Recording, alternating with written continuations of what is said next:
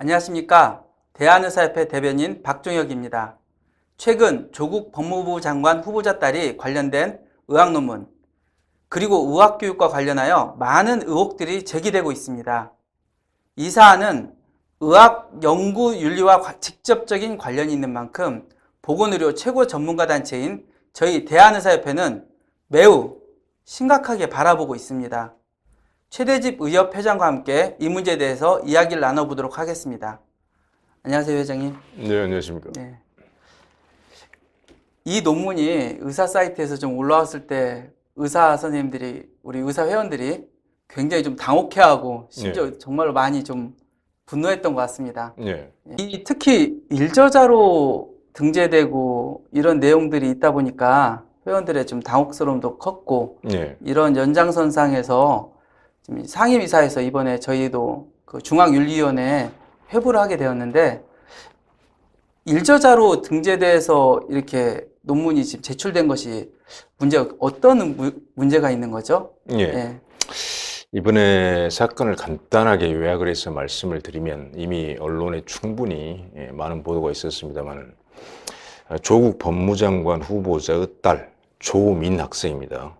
현대 부산대학교 의학전문대학원에 다니고 있는 학생이군요. 조민 학생입니다. 또 이 학생은 의학전문대학원 학생이기 때문에 우리 대한의사협회 입장에서는 말 그대로 예비 의사입니다. 우리가 의대생들을 굉장히 소중하게 생각하고, 또 우리의 미래의 예비 의사로서 우리가 많은 또 배려를 하고 있지 않습니까? 그래서 우리 의사협회가 이 문제에 대해서 깊은 관심을 가지고 검토하지 않을 수가 없었던 것입니다.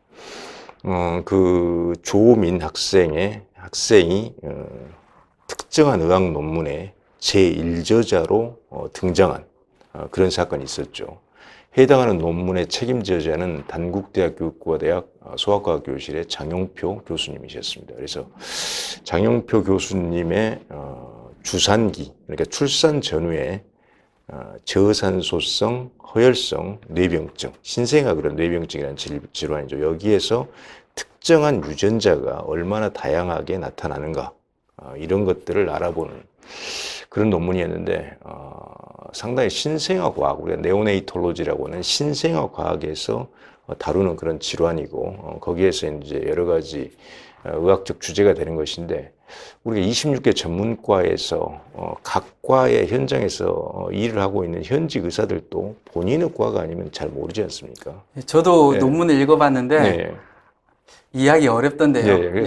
생소한 분야입니다. 그래서 그 분야에 이게 무슨 얘기를 하는지 보려면은 임상 의사들이 모르는 건 아니지만 상당히 많은 시간을 할애해서 꼼꼼히 읽어봐야 된단 말이죠. 연구 방법론이나 이런 것도.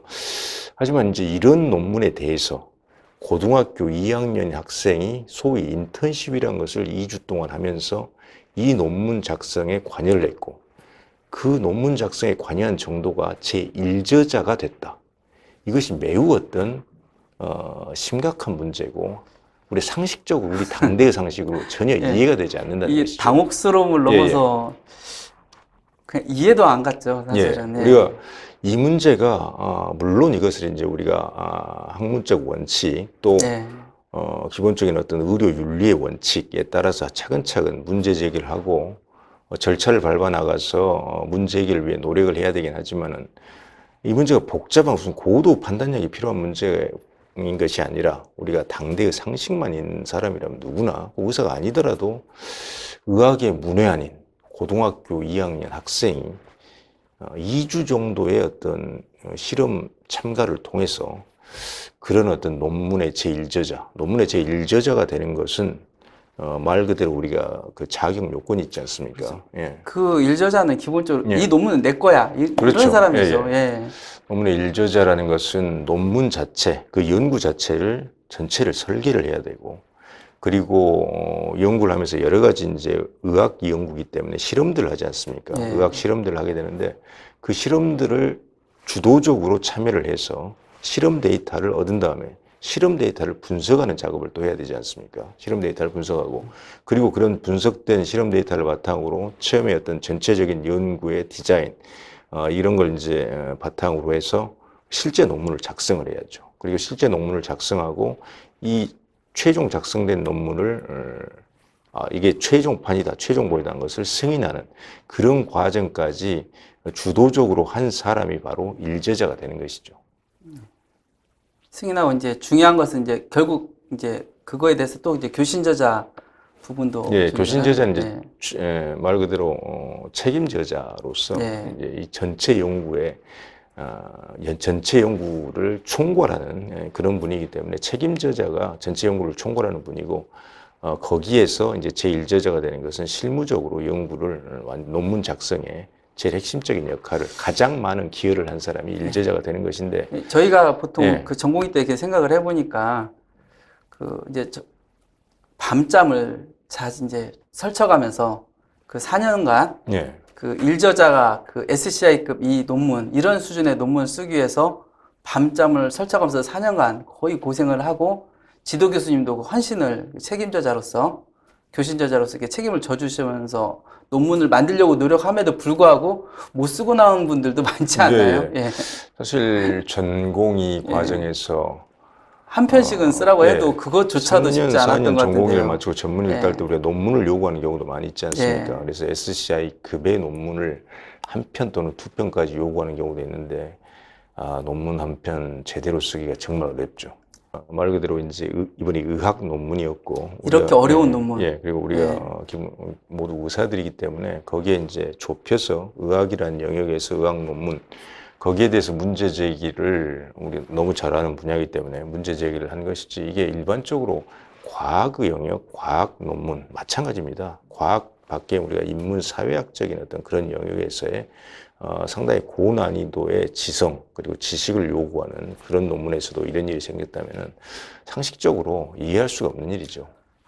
근데 더 당황스러웠던 것이 그 장 교수님께서 이 논문을 그래 이제 책임을 져주셔야 할 분이잖아요. 이분께서 그냥 인터뷰로 한 2주 정도 이렇게 열심히 해서 대견해가지고 일저자로 해주었다. 이걸 진짜로 인터뷰를 해서 저는 처음에 제 귀를 의심했습니다. 이게 어떻게 이런 식으로 인터뷰를 할 거라고. 이건 그 자체로 심각한 의학자로서는 상상할 수 없는 거잖아요. 그렇죠. 근데 이제 그 인터뷰에서 아마 그 인터뷰에 그 사실 진실에 그 일단이 다 들어있다고 저는 생각을 하고 있습니다. 그렇게 해서는 안 되는 것이죠. 기본적으로 책임저자이기 때문에 일저자 다 선정하고 본인이 결정하고 할 수 있는 그런 어떤 권한이 있지만은 자의적인 기준으로 할 수는 없지 않습니까? 심지어 요즘은 그 각 이저자, 공저자들한테까지도 예. 확인을 하는 절차를 한다고 했는데 각 저자끼리 이 사람이 일저자, 이저자 뭐 이런 식으로 또는 기여자 이런 식으로 하는 것에 대해서 서로 간에 다 합의를 보통 하는 것이죠. 그래서 이번에 조민 학생을 이번 의학 논문에 제1저자로 그렇게 등재를 한 것은 대단히 잘못된 것이고 기본적인 연구윤리를 정면으로 위배를 한 것이라고 할 수가 있겠죠. 그 인터뷰를 듣고 나서 사실 이제 대한민국 의학의 권위를 좀 거의 난도질 당한 기분이 났는데 그렇습니다. 예. 의학이라는 것을 그렇게 쉽게 마치 무슨 고등학생 그 자격이 없는 사람이 와서 에세이집이라고 지금 됐습니다. 어떤 사람은 또 에세이가 뭐 그런 발언까지 했었죠. 참으로 이거 사실 언급할 가치도 없는 그런 발언입니다. 그래서 이것은 대단히 잘못된 것이고 실제 이제 그 장 교수라는 분이 여러 언론 인터뷰에서 결국 호의로 그렇게 제1저자로 등재를 시켰다. 또 뭐 이런 발언들을 했기 때문에 본인이 아니, 정말로 저는 이게 논문이라는 게 특히 우리 의학 논문은 이 논문에 근거해서 환자를 치료하고 그러는데 이게 어디 물건도 아니고 어떻게 이게 호의로 줬다는 표현을 쓸 수 있는지 저는 지금도 이게 꿈만 같습니다. 그런 인터뷰를 하셨다는 것이요. 그래서 기본적으로 이제 그 논문을 우리가 작성할 때 저자를 어떻게 할 것인가, 소속 기관을 어떻게 표시할 것인가, 뭐 전체적인 이런 어떤 그래서 의학 논문 출판윤리 가이드라인이라는 것이 있지 않습니까?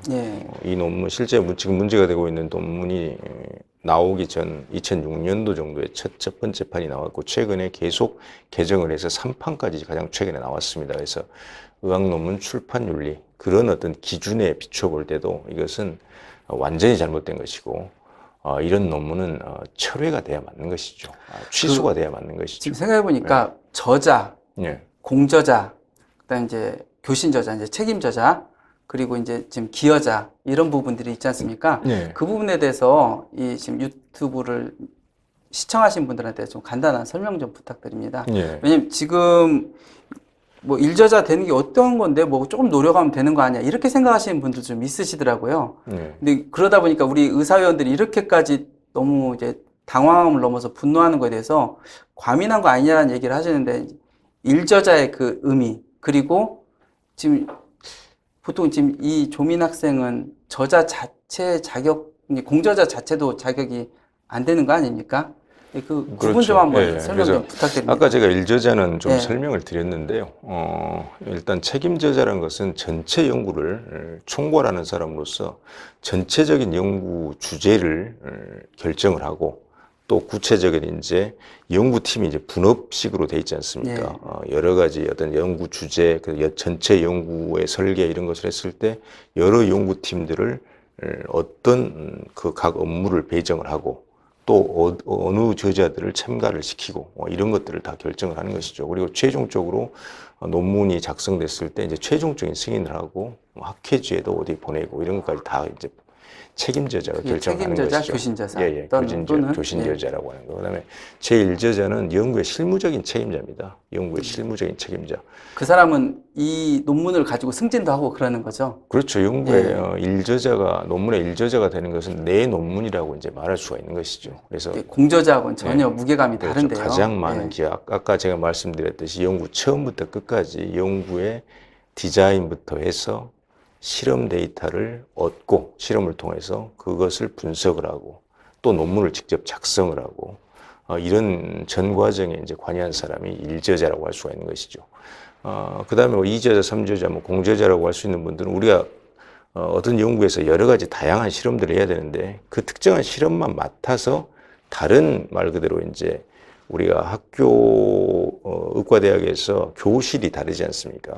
이런 어떤 이번 같은 경우는 소아과 교실에서 그 주요 이제 연구를 하고 있는데 가령 조직학적인 어떤 이런 그 검사가 필요하다. 조직학적인 소견이 필요하다면은 다른 어떤 교실에 보내서 그 실험만 따로 의뢰할 수 있는 것이고, 그럼 그 실험 결과가 반드시 필요하지만 이 그런 조직학적 검사 소견들을 얻어서 그 자료를 제공하는 측은 전체 연구를 다 설계하고 논문 작성에 관여하는 것은 아니지 않습니까? 그래서 이제 그런 분들이 이제 공저자, 이저자, 삼저자가 되는 거죠. 기여 정도가 다르군요. 그렇죠. 기여자 이번에 기여자하고 뭐 영문 번역을 도와줬다. 이거 어디에 정말로 그것조차도 사실은 동의하기 아주 힘들더라고요. 고등학생이고 그렇죠. 이거 의학 용어는 영어 잘한다고 되는 것도 아닌데. 그렇죠. 아무튼 이제 그거 다 감안해서 뭐 영어 번역에 도움을 적극적으로 줬다면 어디에 해당할까요? 저자가 될 수 있는 걸까요? 저자는 될 수가 없고요. 우리가 보통 여러 가지 도움을 주는 경우가 있지 않습니까? 실험을 이런 어떤 연구를 하는 데 있어서 특정한 어떤 실험 장치를 적극적으로 공급을 해줬다든지 또는 어떤 많은 이런 데 대해서 어떤 의학적 자문을 여러 사람들한테 구해야 되는데 그런 자문을 하는데 세계 여러 어떤 주요 학자들이 있고 팀이 있고 연구팀이 그런데 이메일을 발송해서 그런 어떤 자료들을 수합하는 것을 그 행정 직원들이 한단 말이죠. 행정 직원들이 그런 것도 사실 연구를 할 때 중요하긴 연구를 할 때 굉장히 하죠. 중요합니다. 그러면 그 역할을 상당히 중요한 역할을 했다는 것이죠. 또 사실은 뭐 영어를 입문을 해줘서 그런 사람이 과연 필요한지 대단히 의문스럽습니다만은 뭐 정말로 좀 상당히 긴 논문이 있었고 그걸 이제 영어 논문으로 작성하는 과정에서 일부 전문 용어를 제외하고 조금 표현 자체를 저자가 나는 상당히 어떤 그 일반적인 과학 논문에서 쓰지 않는 좀 수사법도 좀 쓰고 비유도 좀 쓰고 문장을 조금 유리하게 만들고 싶다 이런 어떤 의도가 있었다면은 영어 영문학을 전공한 뭐 박사급 교수라든지 그런 사람들이 좀 우려할 수도 있지 않겠습니까? 그럼 그런 사람도 기여자, 우리가 영어로는 컨트리뷰터라고 하는 기여자라고 해서 보통은 저서에서 우리가 acknowledgement라고 해서 감사 글이라는 부분이 있지 않습니까? 그런데 이것은 저기 많은 어떤 세계 주요 연구팀들의 연구팀들과 교신을 해서 그 사람들에게 어떤 많은 자문을 뭐 행정직원 누구시 또 기자재 어려운 어떤 실험에서 꼭 필요한 이런저런 장비 장치들을 근데 쉽게 구할 수 없는데 적극적으로 뭐 이걸 도와준 뭐 어떤 의료기기상의 누구시라든지 또 영어를 아주 꼭 필요했던 영어 표현이었는데 이런 것들을 많이 도와준 누구시라든지 이런 사람들에게 감사합니다. 이런 걸 보통 표시를 해주는 것이죠. 그런데 이런 사람들은 저자, 우리가 오서라고 하는 저자하고는 거리가 먼 것이죠. 그런데 이제 이번에 장 교수님께서 말씀을 그렇게 앞에 다 하시고 분명히 그 본인 인터뷰한 거 내용만 가지고도 보면 일단은 저자는 분명히 아닌데요. 이 저자가 될 수 없다는 것을 그 장 교수님이 여러 언론과 인터뷰에서 스스로 인정을 하셨습니다. 밝히셔서 정말 당혹스럽습니다. 그런데 일저자를 줬다. 도대체 어떤 생각으로 그런 인터뷰를 하셨는지. 기본적으로 일저자로 등재한 것이 잘못된 것이고 연구윤리의 위반인 것이죠. 이것은 명백하게 우리가 논문 자체를 취소하는 요건이 되는 것입니다. 잘못이란 표현 이상의 뭐 없습니까? 뭐 더더군다나 지금 그 기관 그 기록 문제라든가 이런 것도 지금 논문을 좀 읽어보다 보니까 좀 문제가 돼 보이던데 좀 더 거기에 대해 설명도 좀 부탁드립니다. 두 번째는 첫 번째 방금 이제 우리 박종혁 대변인님하고 이 논문의 문제점 크게 세 가지 정도를 우리가 지금 지적을 할 수 있습니다. 크게 첫 번째 제1저자의 문제, 제1저자로 등재된 문제에 대해서 방금 말씀을 드렸고 이건 워낙 명확했기 때문에 이걸로 지금 중윤위에 저희가 회부할 수밖에 없었고요. 두 번째는 조민 학생의 소속 기관을 의도적으로 허위로 기재한 부분이 있습니다. 이것이 또 중요한 문제인 것이죠. 논문에는 분명히 일저자 아래 Institute of Medical Science라고 해서 단국대학교 의과학연구소 소속이라고 표시가 되어 있죠. 아무튼 분명히 사실관계는 팩트는 분명히 그 기관명이 잘못 기재된 건 맞군요. 그렇죠. 그래서 이것 때문에 지금 거르지 못했던 거죠.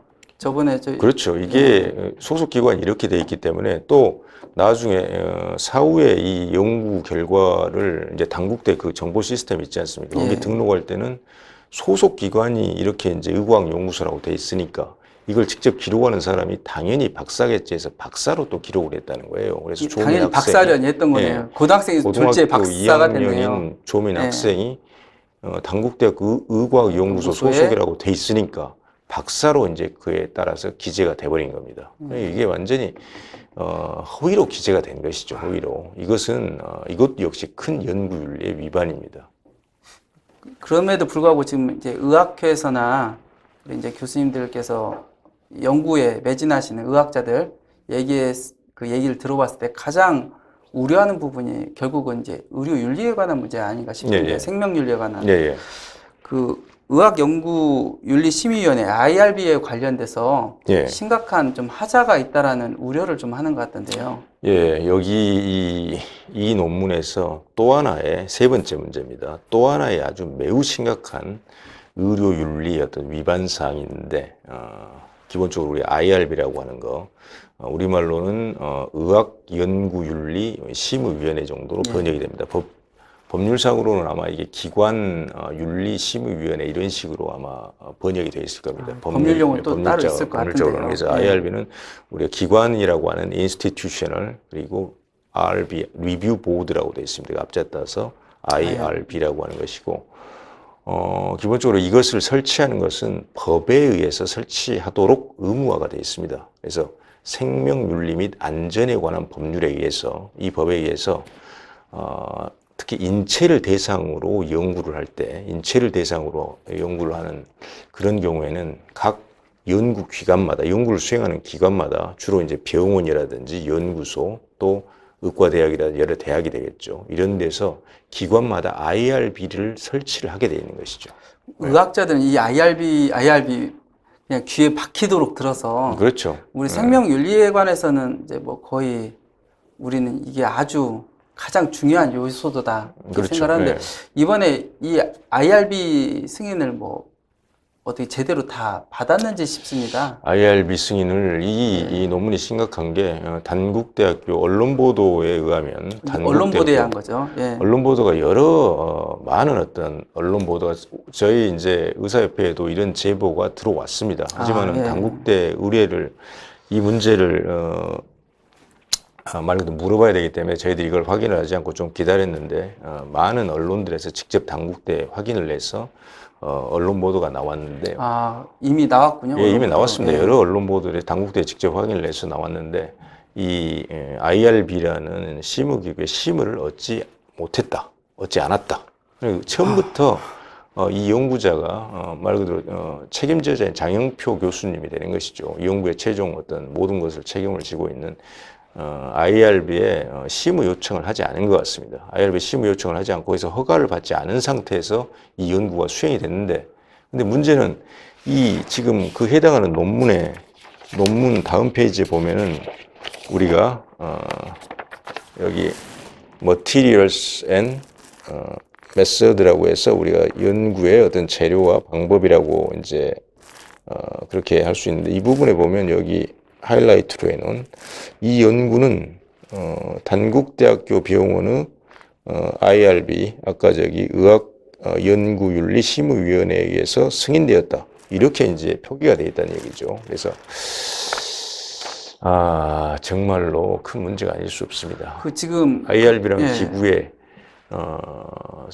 심사 요청을 하지도 않은 상태에서 승인을 받았다고, 아예 승인을 못 받은 상태에서 승인을 받았다고 이렇게 명기를 논문에 해놨기 때문에 이건 매우 어떤 중대한 연구윤리 위반이 되는 것입니다. 이제 일단 언론에 이제 근거해서 했기 때문에 더 정확하게 이제 단국대 여기서 좀 더 진상 조사가 필요하긴 할 것 같은데. 단국대에서는 진상 조사를 하겠죠, 이 문제에 대해서. 좀 확실한 것은 그 조민 학생이 그 신분으로 봐서 연구원 등록돼 있지는 않고 아마 비연구원이 지금 IRB 승인 받을 수는 없는 거 아닙니까?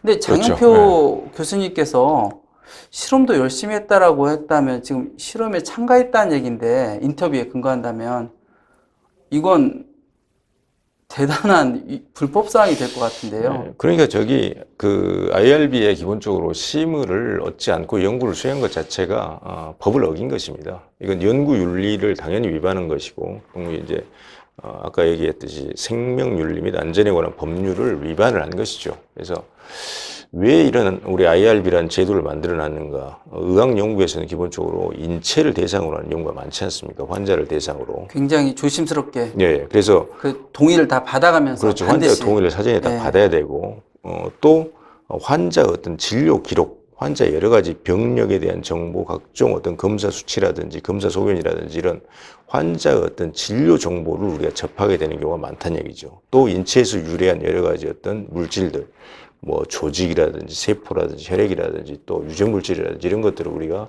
직접 다루어야 되지 않습니까? 그렇기 때문에 사전에 허가 신청을 해서 허가를 받아야 되는 것이죠. 그런데 이런 허가를 받지 않은 사람이 들어가서 환자 진료 정보를 보고 각종 인체에서 유래한 혈액을 다루고 조직을 다루고 세포를 다루고 DNA를 다루고 이렇게 되는 것은 의학자로서 윤리로는 이건 진짜 받아들이기 어렵습니다. 의학윤리의 명백한 위반이면서 동시에 각종 의료법이라든지 현재 어떤 실정법에 대한 법에 대한 법률 위반의 소지도 있다는 얘기죠. 그래서 이것은 사실 이거 지금 여러 가지 사안들 중에서도 이게 매우 심각하게 우리가 생각을 하는 것입니다. 의학자인 저희들 입장에서는 이게 가장 우려스럽고 충격적일 수밖에 없을 것 같습니다. 이제 좀 더 진상을 경과를 좀 봐야 할 것 같은데, 이제 지금 저희 대한의사협회에서는 이제 워낙 첫 번째 제1저자로 등재했다는 그런 사실, 이런 것만 가지고도 워낙 의사로서의 의학자로서의 윤리에 지금 문제가 있어서 지금 저희가 제소한 상태인데, 뭐 지금 의학회에서나 다른 뭐 단국대학교에서나 어디 지금 이걸 게재한 병리학회에서는 어떤 입장을 취하는? 일단 대한병리학회지에 이 논문이 게재가 됐기 때문에 대한병리학회에서는 저자에게 지금 2주 이내에 왜 이 사람이 일제자가 됐는지 소명을 하라. 아, 지금 진행을 하고 있군요. 다 이 기본적인 어떤 우리 학문의 영역, 대한의사협회도 마찬가지고 각 학회마다 일정한 어떤 절차가 있습니다. 절차가 있기 때문에 그런 절차를 밟고 있는 것이고, 당국대학교에서도 이미 관련된 어떤 윤리위원회를 이미 소집을 했지 않습니까? 당국대학교에서도 이미 절차를 밟고 있는 것이죠. 그래서 대한병리학회 그리고 당국대학교 그런 데서도 절차를 밟고 있고, 대한의사협회에서도 이번 주 수요일 날 우리가 중앙윤리위원회에 징계심의를 부여하지 않았습니까? 의사로서의, 의학자로서의 지금 윤리적인 문제는 없는지는 꼭 다뤄야만 한다고 보여집니다. 그래서 이제 그런 절차를 밟아서 합당한 처분이 내려지겠죠. 각 기관에서. 그럼 그 기관에서 내려진 처분을 바탕으로 해서 대한의사협회 중앙윤리위원회에서는 이 문제에 대한 합당한 어떤 징계 처분을 결정할 것으로 생각하고 있습니다. 이게 좀 워낙 어렵다 보니까 이제 의사들이 또 너무 과민 반응하는 거 아니냐 이런 좀 의견들도 있으셨던 것 같아서 이 문제에 대해서 지금 가장 전문가 단체인 대한의사협회에선 이 문제에 대해서 좀 자세한 좀 국민들께 설명을 드릴 필요가 있어서 이 영상을 좀 준비했습니다. 오늘 회장님 말씀 감사드립니다. 대한의사협회는 앞으로도 의료윤리 및 의학교육과 관련된 문제에 대해서 예의주시하고 전문가 단체로서 책임 있는 대응에 나설 계획입니다. 지켜봐 주시기 바랍니다. 감사합니다.